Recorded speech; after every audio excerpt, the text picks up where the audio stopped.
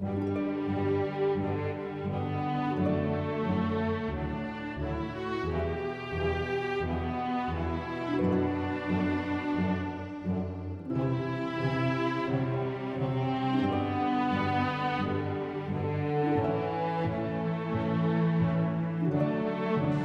major portion of this chapter is devoted to this group of people, redeemed from the earth, the first fruits unto God. We know who they are. What is it saying? It's saying it to the saints. It's saying the saints are going to die and rest in their graves until such time. What is that time? Now understand where we are in time. This is the very end of humanity.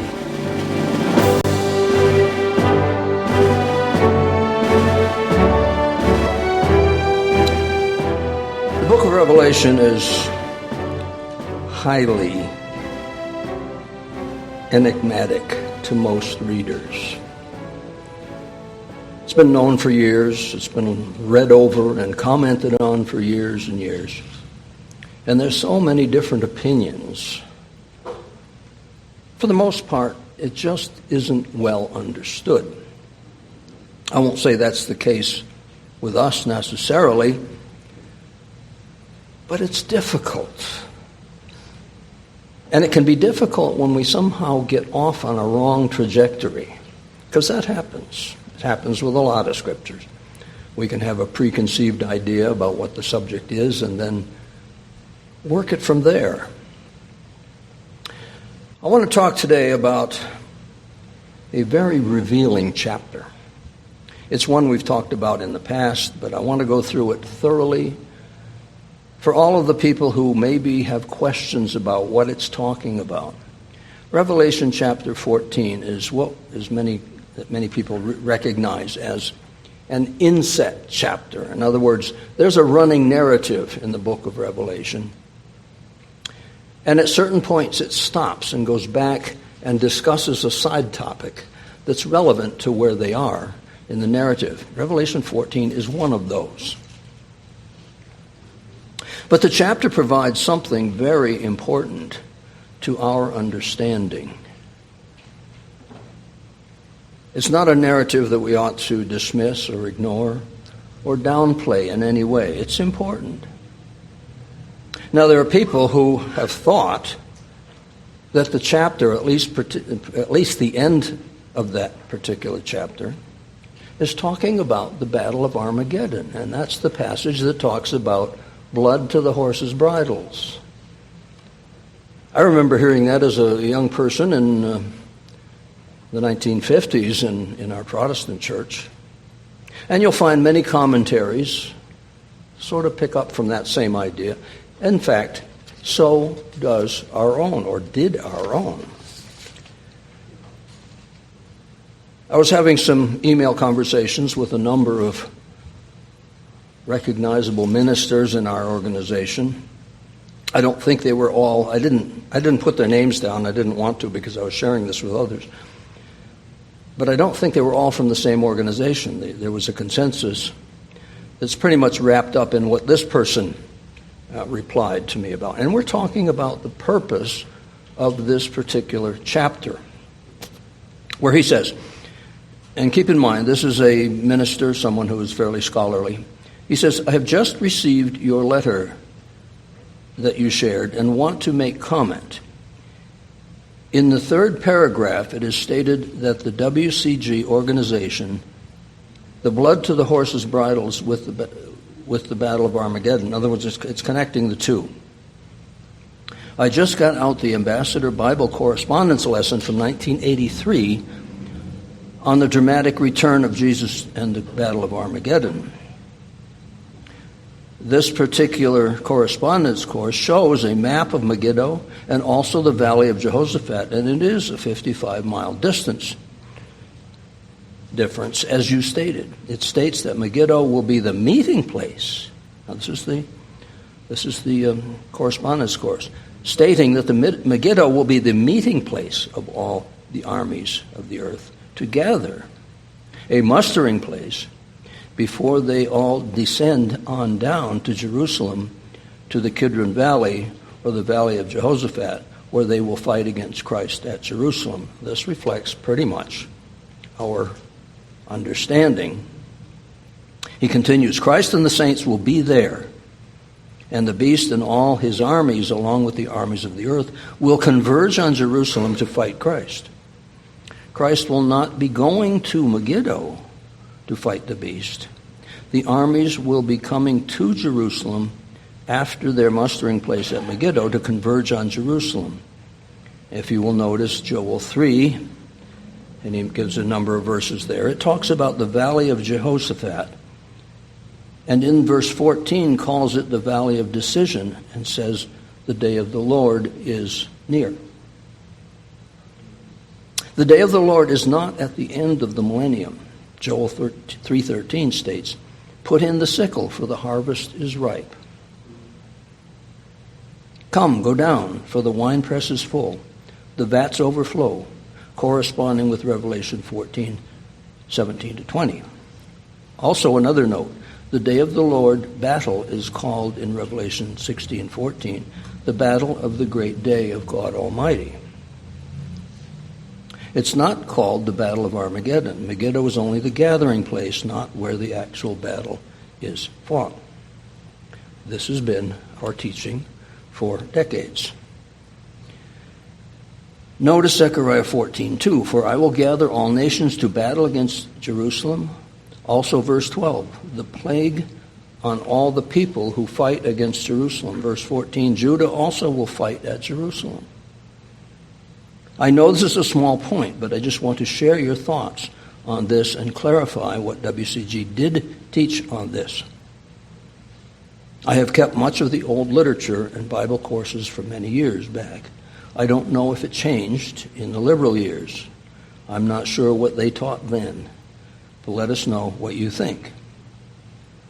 He continues, iron sharpens iron, and it's good to get out the Bibles and dig deep and blow the dust off of it, as we're always told to do. Thanks for helping us to sharpen our spiritual swords and get us thinking. Now we will have to read the resurrections question and get back to you on this. So this shows that in that correspondence, we're also talking about the resurrections. And what does that have to do with Revelation 14? But this man confirms that people have connected Revelation 14 with the Battle of Armageddon. And like I say, I heard that as a preteen in another denomination. You can go to concordances and find similar positions. That's what people think, that this is talking about the Battle of Armageddon, even though the instrument used is not a weapon, it's a sickle. There's no reference in that chapter to any physical engagement, like a battle or anything like that. So that's important to notice when we go through it. I want to go through the entire chapter, and I want to point out what it's really talking about and the awareness it gives us of God's plan for mankind, because the whole picture is there. Revelation 14 is comprehensive in the sense that the whole chapter is talking about the same thing. It's also consecutive because it goes through that subject in order. Something to notice before we wade into it. There's 7, we could call them topic divisions in this particular chapter. And we'll go through them in order. But let's first ask, what is the chapter really about? Now, I have an old Bible that has a heading on top of each of the paragraphs. And the heading that Bible has about this chapter is the harvest of the world. Notice they focus on harvest, not battle. This chapter is talking about the harvests of humanity. And notice there's more than one. Let's go through the chapter quickly, and then we'll comment on various aspects of it. But in the first few verses, we're placed in a time setting. And it says, "And I looked, and lo, a lamb stood on the Mount Zion, and with him 144,000, having his father's name written in their foreheads." With that picture, where are we in time? This obviously is after the second coming. This obviously is after the saints have been raised as spirit beings. They have descended to Mount Zion with him.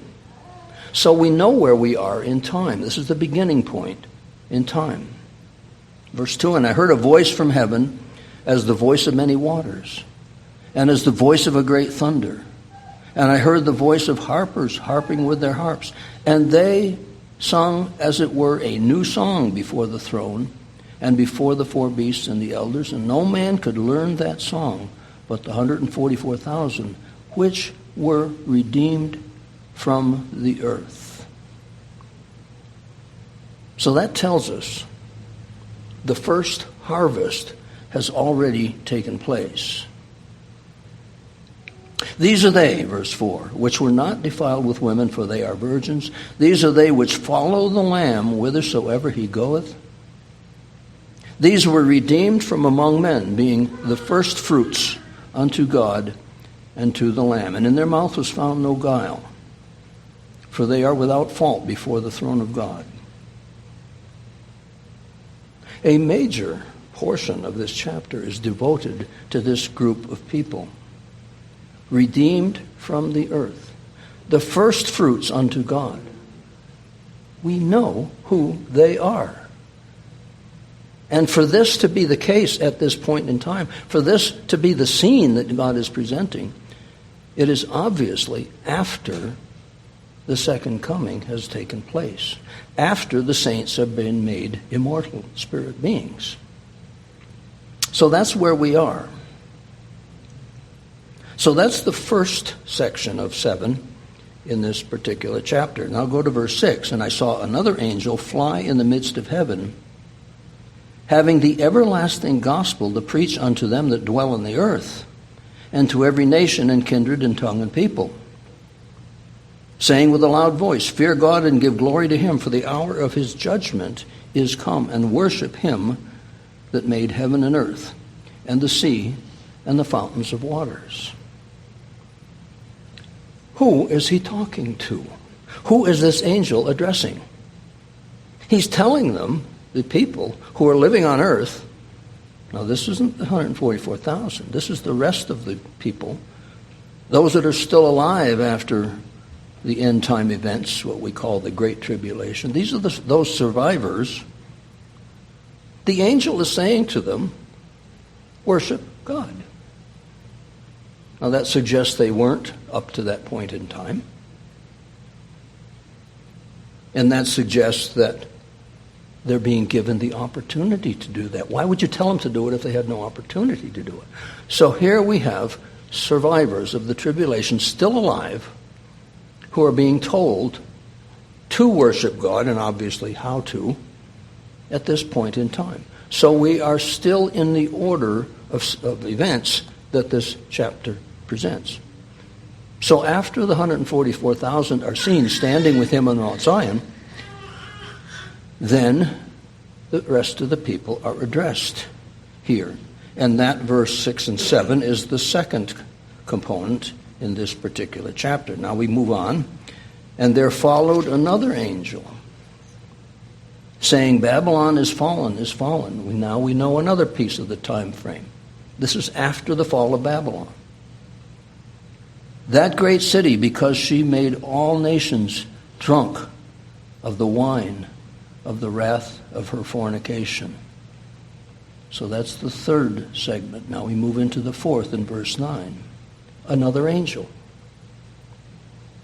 And the third angel followed them, saying, with a loud voice, if any man worship the beast and his image, and receive his mark in his forehead or in his hand, the same shall drink of the wine of the wrath of God, which is poured out without mixture into the cup of his indignation, and he shall be tormented with fire and brimstone in the presence of the holy angels and in the presence of the Lamb.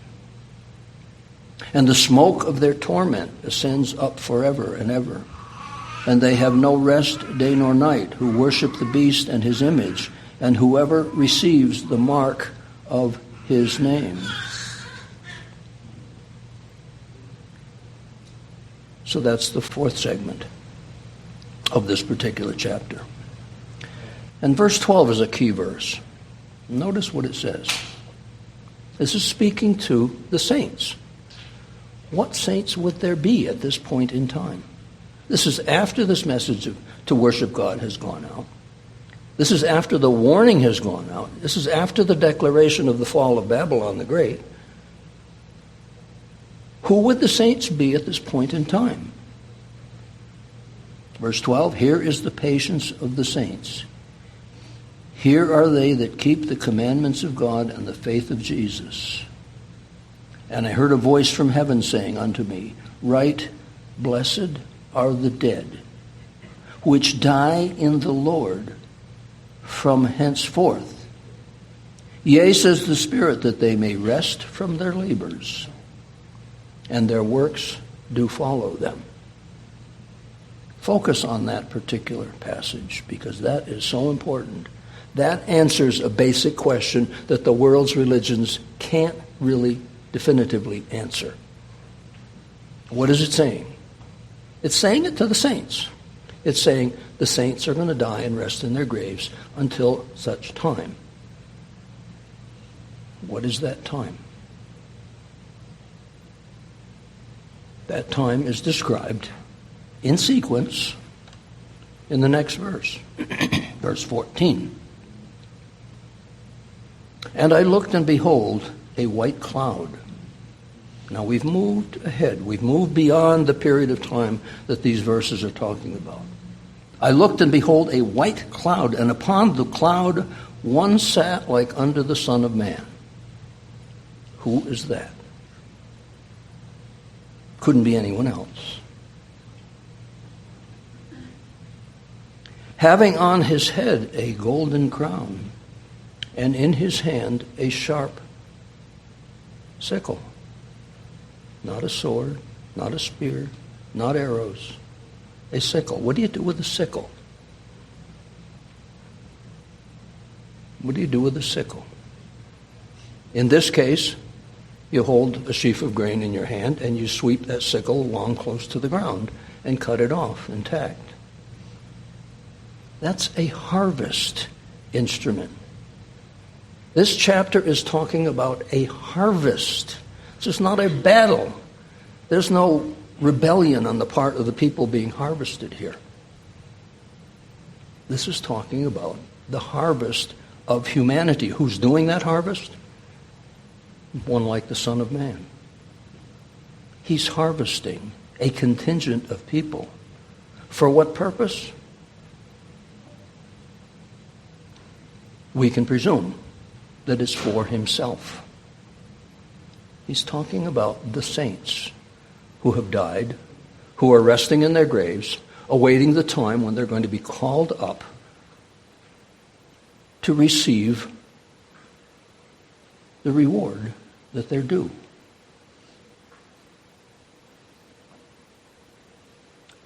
Verse 15, and another angel came out of the temple, crying with a loud voice to him that sat on the cloud, thrust in your sickle and reap, for the time is come for you to reap, for the harvest of the earth is ripe.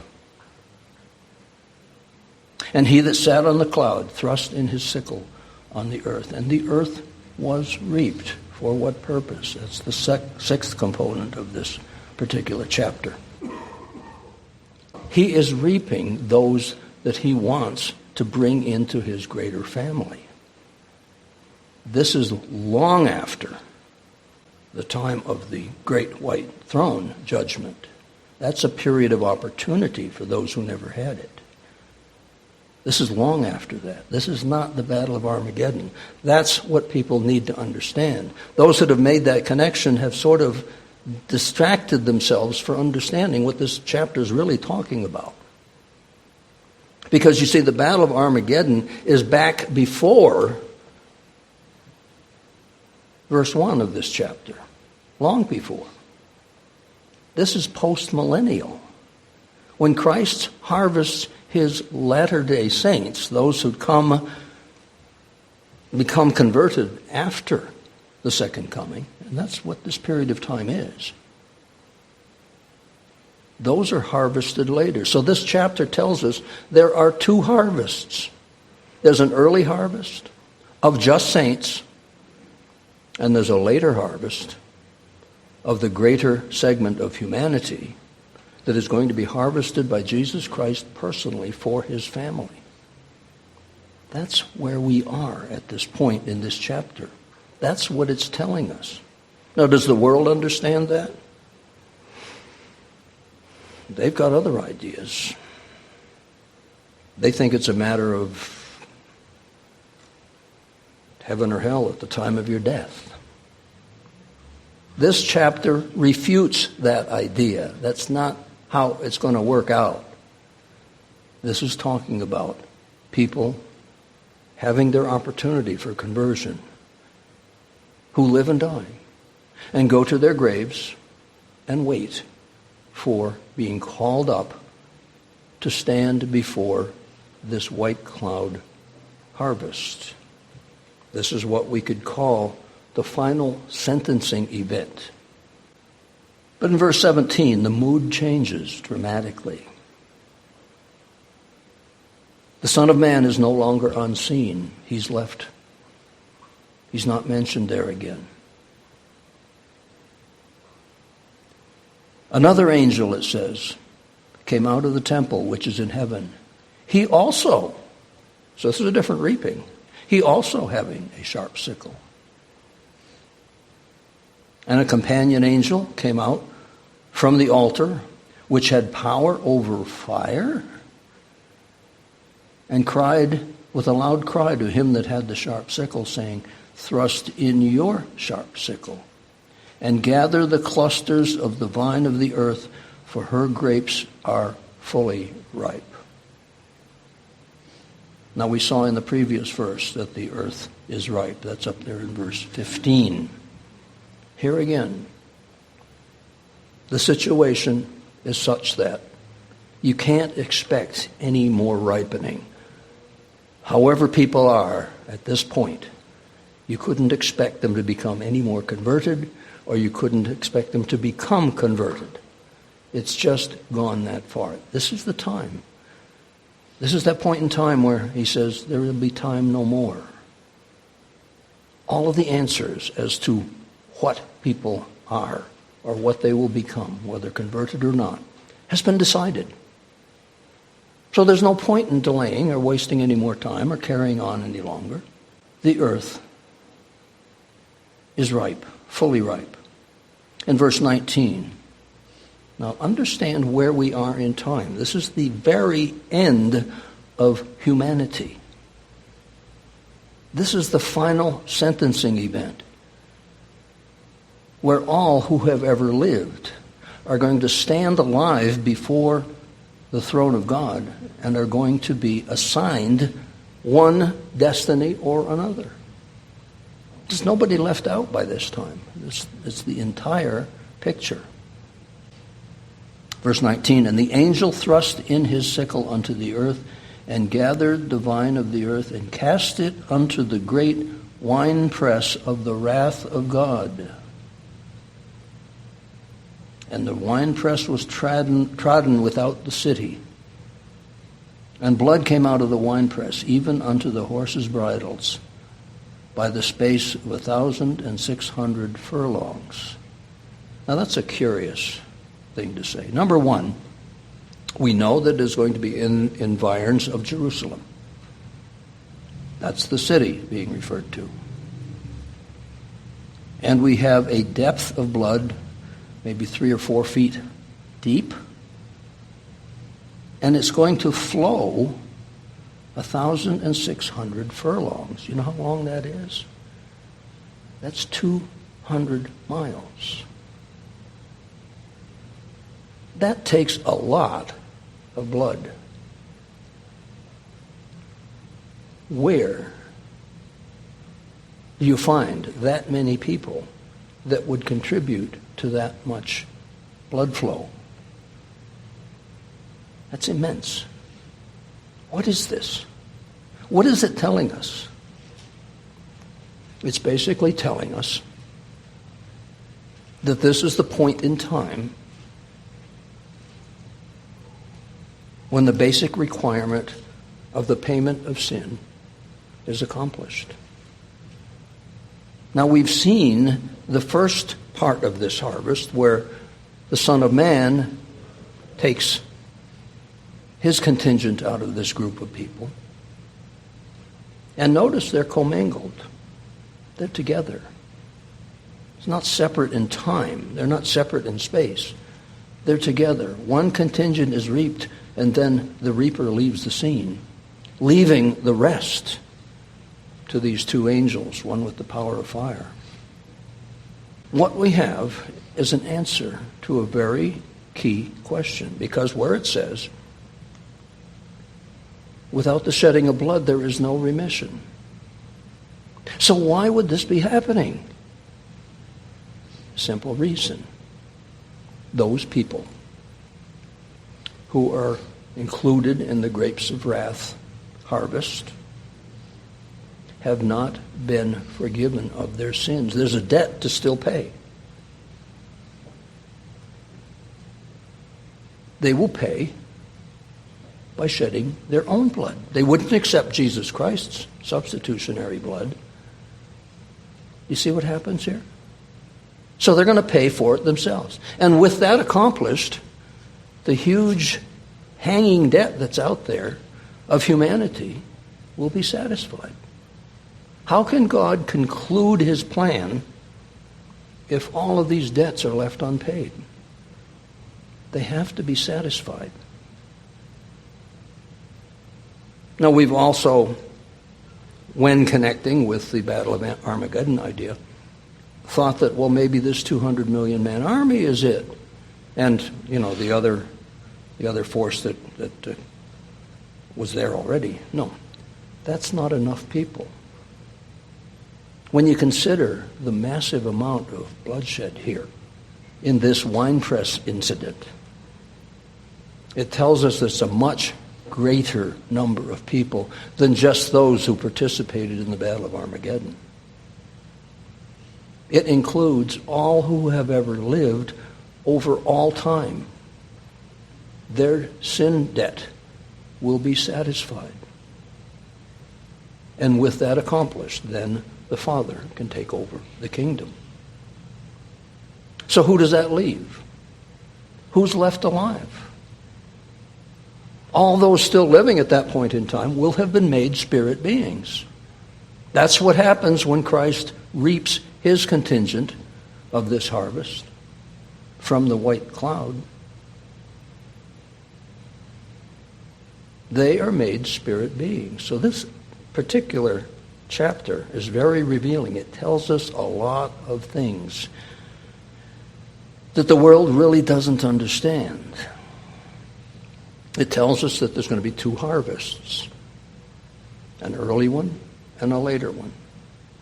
Does that correlate with what we understand? But this chapter gives us the whole picture of the plan of God as it relates to the harvests of the world. He is creating, he is processing a harvest. He's gathering to himself those who follow the Lamb whithersoever he goes. That starts right now for people living, if they want to do that. There's those that pass on the opportunity, okay. There'll be a price for that. But this chapter tells us, it gives us the picture So we have two distinct harvests of humanity. There's nobody left out of this picture. There aren't any people left over who haven't been dealt with. It's all comprehensively there. All are assigned to some appropriate destiny. In Daniel 12:2, we get somewhat of the picture. Daniel 12, again, a very familiar passage, if I can find it. Daniel 12:2.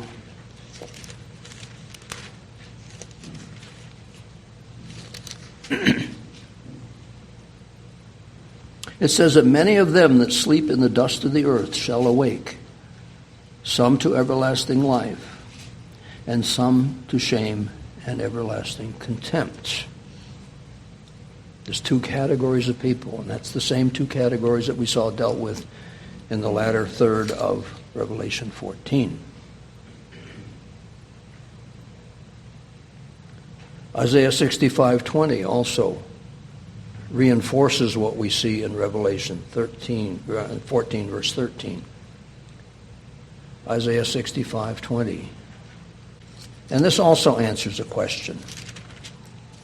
What happens to those people who live during the millennium? And this particular chapter deals with that time frame. Verse 20. There shall be no more there an infant of days, nor an old man that has not filled his days.